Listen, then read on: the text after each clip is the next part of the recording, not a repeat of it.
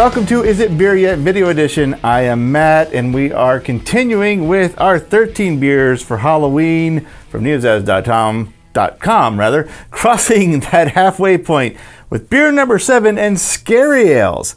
Now, this was actually the last beer named. It was the last house that was announced for Halloween Horror Nights 28, which was Scary Tales, or is Scary Tales. And that was such I love the property. It's one of their original houses. It's one that they've done in years before. I've always loved their houses, and I actually changed one of the beers, this beer, name to Scary Ales. Its original name was Crowded Pleaser, and I was inspired by how crowded Halloween Horror Nights always is.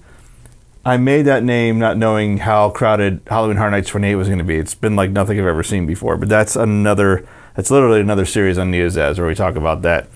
So I changed the name from Crowded Pleaser to Scary Ales, and I'm actually was really happy about it. And the style inspiration is, as you can probably guess from the original name, it's a kind of a balanced beer. It's malty and hoppy. Well, I should say it's going to be neither malty nor hoppy. It's going to be malty, or have malts, have hop characteristics, have malt characteristics, have hop characteristics. The yeast isn't going to play too much of a factor in this one. It's US05, or Safale US05 again. But the idea of it being a balanced beer, it's a beer that in theory would appeal to many palates. So that's where that comes from. Not a far stretch of the imagination to change it to a name like Scary Ales, with ales being in the name. Now, the kind of green motif might throw some other ideas in there, but it's going to be an amber ale. It's going to be balanced, again, all should be. And that is the style of beer. It's really one of my go-to styles. A balanced amber beer is what I like to have when I can't decide what I want to have. And it's what I like to make every once in a while, have on hand at home. So for this brew, I had an unusual amount of time. So I have some thorough videos here of the entire process. This might be the best example I have of this brewing process. So let's get to it. So let me get out my notes and watch along here with you. We start with the grains, and it all starts with 2.5 pounds of 2-row pale malt. Then, going for color and flavor in many of these, 2.4 ounces of Cara aroma. That's going to be a lot of the color and some of the flavor. 2.4 ounces of 60L crystal malt, both color and flavor again. 1.6 ounces of Munich and 1.6 ounces of Cara pills. Here's a look at the bag ton again. We haven't looked at this for a while. It's a 5-gallon cooler with a simple bottling spigot and the bag inside. And the grains are of course inside there. I milled the grains directly into the bag while it was in the cooler. From there, I smash a quarter of a Cabden tablet between 2 spoons and mix it into the 2.752 and 3/4 gallons of water. Stir that together that gets rid of the chlorine and chloramite taste and the odor out of the water. It's actually It's a really cool chemical reaction that happens. It's gone almost immediately. It's actually really neat. I bring that strike water up to, my goal was 61, but we got to 62, just almost to 62. That's close enough. Then we add the water to the bag ton. In this case, in most cases actually, I take the first half gallon out or so with as you see, a measuring cup, because it's a lot safer than to lift all that and possibly trip and slip and pour all that down in front of me, or even on my feet or my legs. And give it a good stir, then get the rest in there, tie it off, seal it up, and let it rest for the 1-hour mash.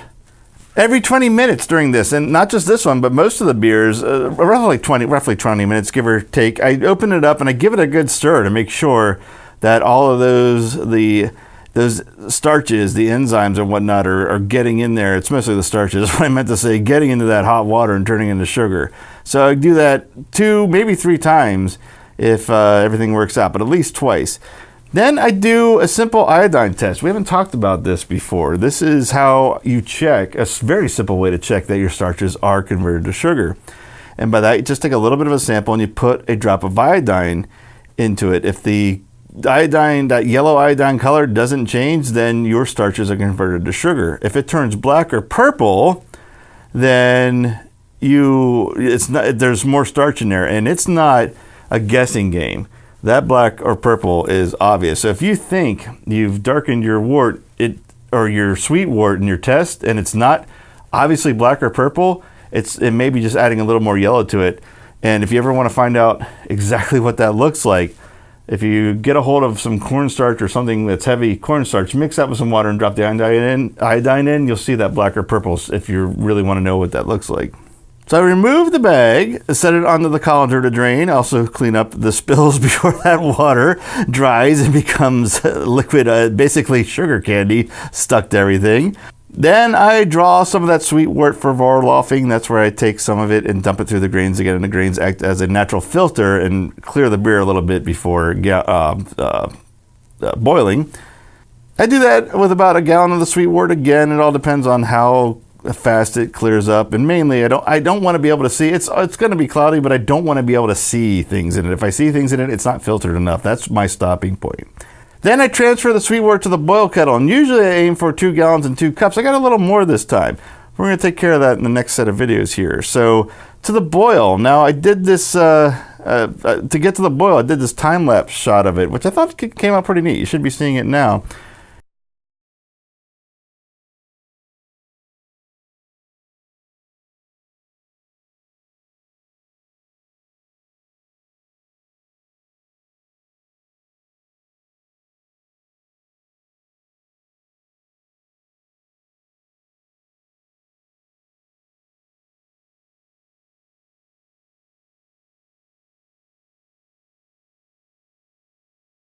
And then you see that I set a timer for 75 minutes. I just talked about having too much of that wort, so instead of dumping that all out, we're going to boil it down. We actually might even get a little bit of a stronger beer here. Again, I'm going for style. I'm not trying to hit all my numbers that my software says I should have. I mean, I do that in other brewing, but for this fun project, we'll see what each little change does. So we'll see if that made or break this beer, or maybe did something I wasn't expecting. So on to the hops additions at 60 minutes. First hops, it is 0.11 ounces of Northern Brewer. Then we go all the way to 20 minutes and we put in 0.12 ounces of Fugel hops.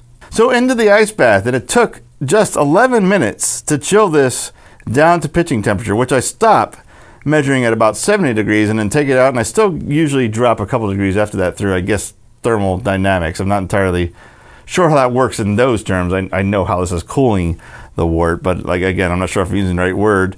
Then I add some S-foam control. That's because we are going to be filling up the fermenter to almost a tippy top. So if, yes, I just said tippy top to the very top.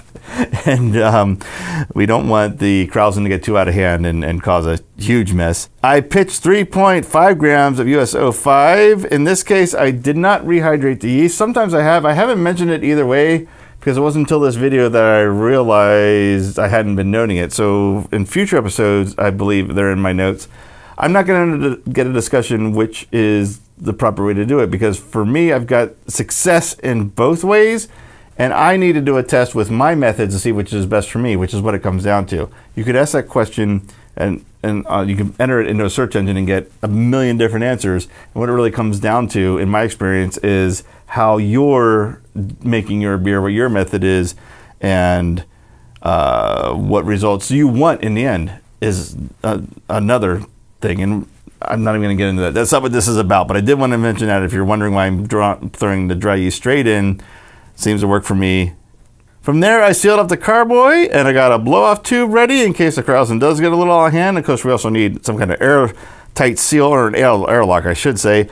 Then I connected that blow-off tube into a bottle of sanitizer and let it do its job for 10 days.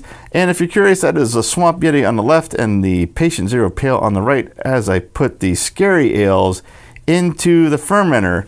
And from there, we go on to the usual steps. We bottle and we let condition for 3 weeks at room temperature, then into the fridge. This is a few weeks old. I've lost kind of track after this first. I knew what those were, but this has been well chilled.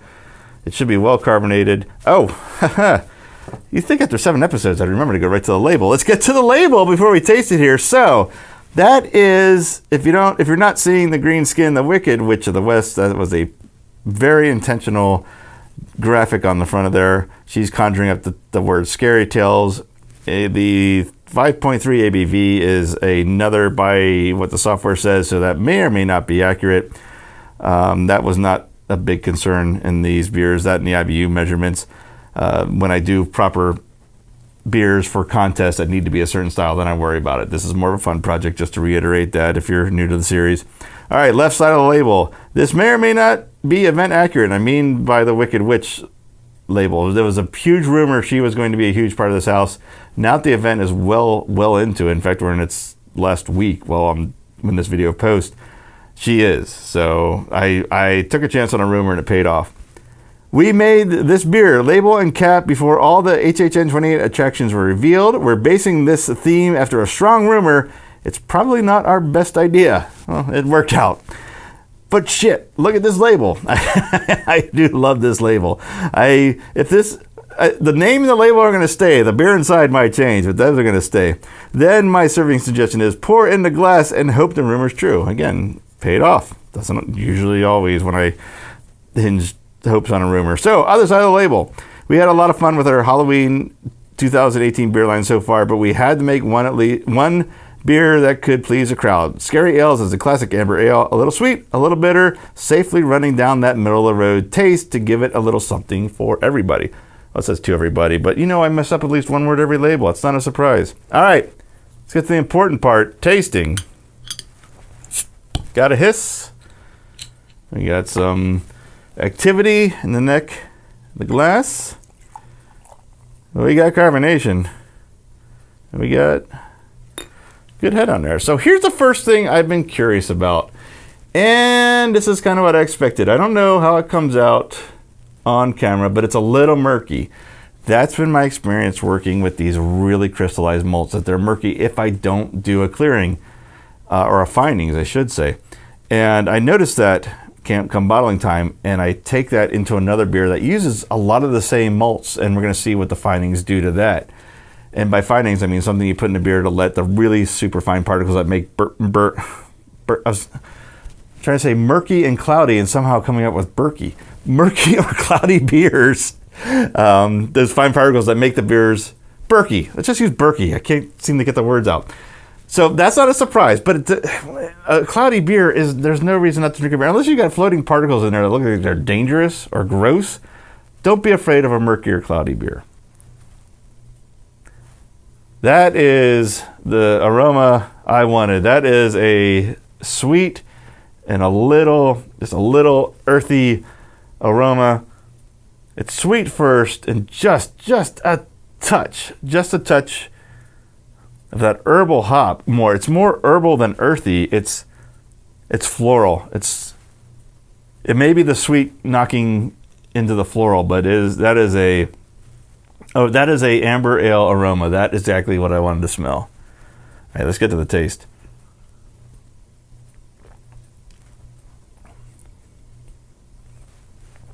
Okay, it's a little sweet right now, and that's another thing I expected because it's young. This is kind of meant to be drank. It's supposed to be drank next week, and I think that is the exact timing that the bottle should be opened.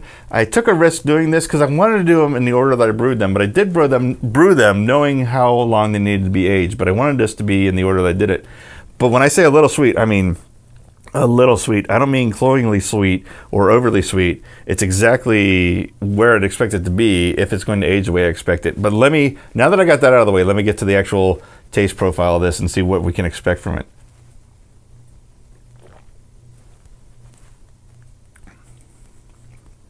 There's a nice rich caramel base on that. The malts, those malts, I've used them before.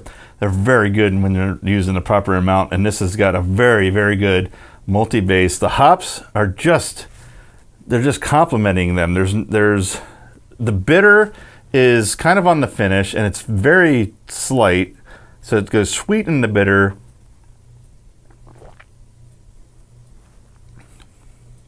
And the hops are super subtle. There's just a little bit, just a twinge of citrus, which is interesting because that's usually not the main flavor profile on those hops, but it's considering the nature of a hop, it's almost in every hop. But the little bit of bitter, little bit of herbal, floral is more in the aroma than the taste. I'm not getting floral in the aroma, but just a hint of citrus, which also might age out with that sweetness. But it's actually very, very pleasant all around. And as I took that drink, I realized that was the original intent of this, is to be pleasant all around for a large variety of people. Apart from the color, the color is great. The haziness, the cloudiness of it, I know how to get rid of that. That's the only thing I would change on this. So as far as the recipe goes, I would call findings part of the method. So as far as recipe goes, I will give this a point, which I have yet to write any of these down. Is that 5 for 13? 6 for 13? This is beer number 7. 2, I did not give a point, so it's got to be 5. 5 for 13. So very good results so far in this experiment, and a lot of fun to do. And I got a lot of beer out of it. So how can you really go wrong? So that'll do it for this episode. I'm going to go finish this and enjoy it. In fact, it's the first bottle of the 8 I've cracked open. I might crack open another and lie to my co-host that only made 7, but I just blew that by admitting that on a video. So all right, that's not going to happen. So if you're new to the page, please subscribe, hit that little bell to get the alerts when we put up new videos. Any questions, comments, or suggestions, put them below. I'll answer them as quick as I can. Thank you for watching. I'll be back tomorrow with beer number 8. So until then, I'll see you in that next episode. Thank you for watching Is It Beer Yet Video Edition. Is It Beer Yet is part of the neozaz.com Internet Entertainment Network. Visit neozaz.com for all our podcasts, including the original Is It Beer Yet Home Brewing audio series. Follow our social media pages for more on this project and all the beers and brewing we do at neozaz.com. We're Neozaz Podcasts on Facebook, Neozaz on Instagram, and Neozaz on Twitter.